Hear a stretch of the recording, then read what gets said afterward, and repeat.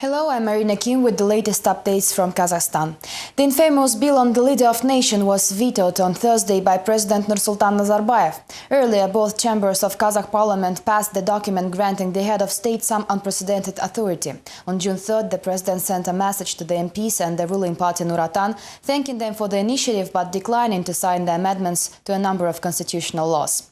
At the same time, it is not likely that the head of state will be able to deny his subordinates, party colleagues or representatives of city councils the right to manifest their admiration in some other ways. Find out about some of the president's gifts for the upcoming anniversary from the next report. Almaty Arboretum could soon be named after President Nazarbayev. The issue is already included in the agenda of the next Almaty City Council's meeting. There's also a chance that Furmanov Street, often used by the government, will be renamed as well. According to the news agency Kostek, the municipality plans to produce new street names plates featuring the name of the head of state. It will not be named after the president, but in honor of the president. As for the street, it will retain the old name.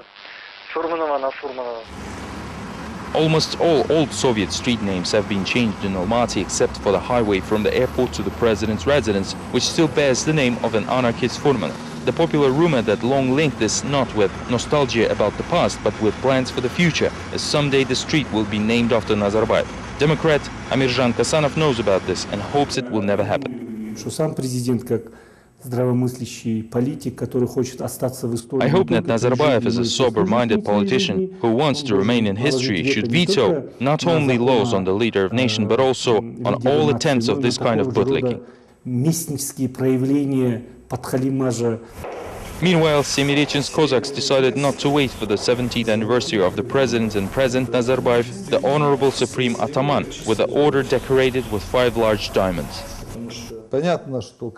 Obviously, we have to mark somehow the anniversary of our honorary Supreme Ataman and the President.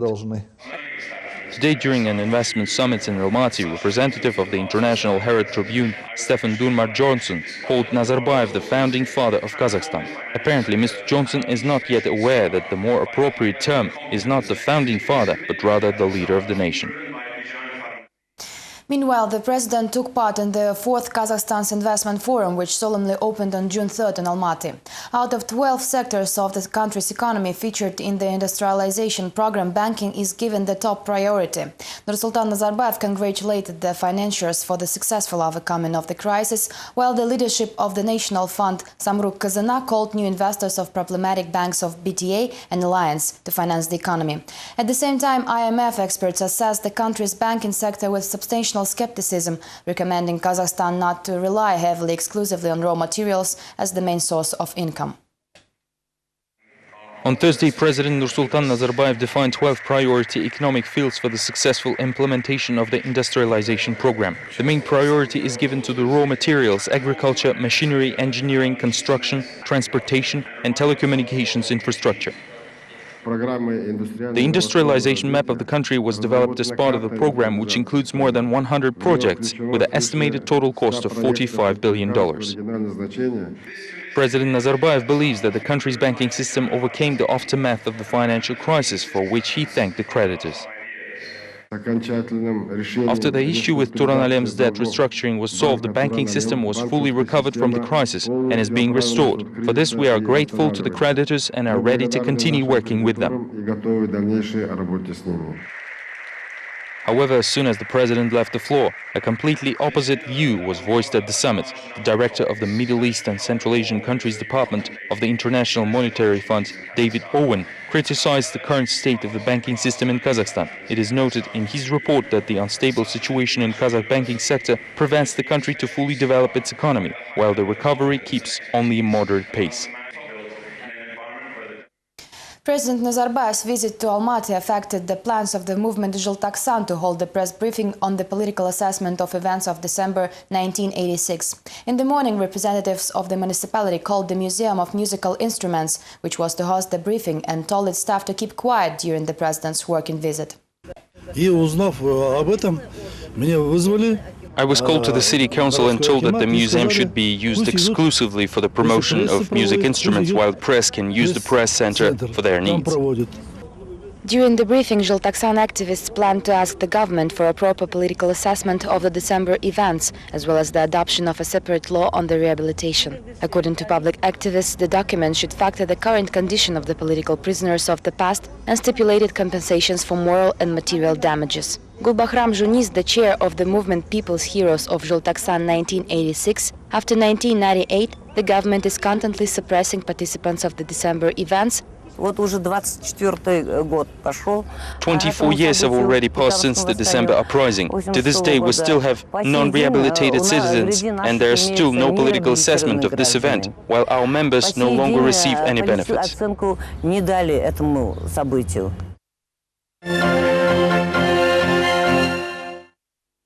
5 inmates of the Karaganda prison colony AK-159/6 cut open their stomachs. Earlier, these convicts threatened self-mutilation to express their protest against the God's cruel treatment.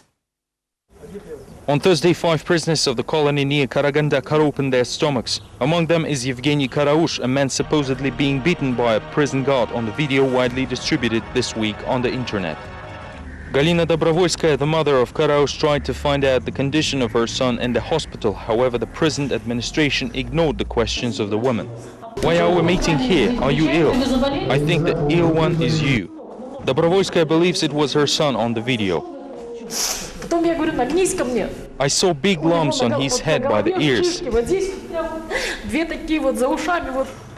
All injured protesters were brought to the Shakhtinsk hospital located near the colony, underwent surgery and are currently in satisfactory condition. They used welding electrodes which were sharpened on one side and bent on the other, so that prisoners could injure themselves. All of them made cuts below the navel. Scandal shook the infamous colony for already 2 weeks. First, prisoners began to complain about the cruel treatment and declared a hunger strike. Later, a scandalous video appeared on the internet showing the beating of an inmate. All this time, the leadership of the penitentiary committee denied an emergency situation in the prison. The criminal world became very active, especially in the anticipation of the upcoming summit. I do not know what their ultimate goal is, to undermine the state's authority or to achieve some other interest. The injured prisoners will stay in the hospital for at least a week. According to doctors, 2 of the patients are HIV infected and therefore require special treatment. The situation in Karaganda is being closely monitored in Astana, where human rights activist Vadim Kuramshin held a press conference and used the opportunity to ask the Correctional System Committee to put an end to prisoners' abuse. Kuramshin believes that protests were provoked by the systematic violations of prisoners' rights. The human rights activist emphasizes that often the abuses are of sexual nature, so that convicts prefer to remain silent about the methods of torture. Moreover, Kuramshin accused the members of the Kazakhstan International Human Rights Bureau of negligence. He believes there is a necessity to establish an alternative alliance to protect the rights of inmates. In my opinion, there are no prisons in Kazakhstan where rights of inmates are exercised to the fullest. There is a whole list of things to improve, including living conditions and prisoners' detention in the quarantine premises. Oil-field workers and activists of Emba-Munaygas talk about being exerted by the security forces and prosecutors. Threats began after the company's staff protested against the leadership of the enterprise and demanded a meeting with the chief shareholder. First, law enforcement agencies accused public activist Mark Bakayev of provocation as allegedly he urged workers to take part in the strike and also illicitly interferes in the labor relations of the staff and management. Later, the Emba-Munaygas employees reported that security officials threatened them with dismissals. At the same time, the oil field workers never received an answer from the CEO of Exploration and Production Kazmunaygas Kinzhibek Ibrashov, and therefore they began preparing for the strike. In my explanation, I wrote that I'm not planning on holding any rallies while the directorate of the production branch failed to present any logical arguments. I will continue protecting the rights of the staff and help those who addressed me with complaints. Siazbek Mukashev, the chairman of the Trade Unions Federation, tries to mollify the situation, saying the salaries of Emba-Munaygas workers are already high enough, although there is still a need for negotiations. So far, representatives of trade unions and the Labor and Social Protection Ministry have no intention of taking any drastic measures. While talking to the Prime Minister on Wednesday, we came up with the understanding that this is not a non-recurring process and we need to look deeper into the matter. In comparison with other industries, oilfield salaries are very high, yet there are issues which need to be addressed together with the government, trade unions, employers and local authorities.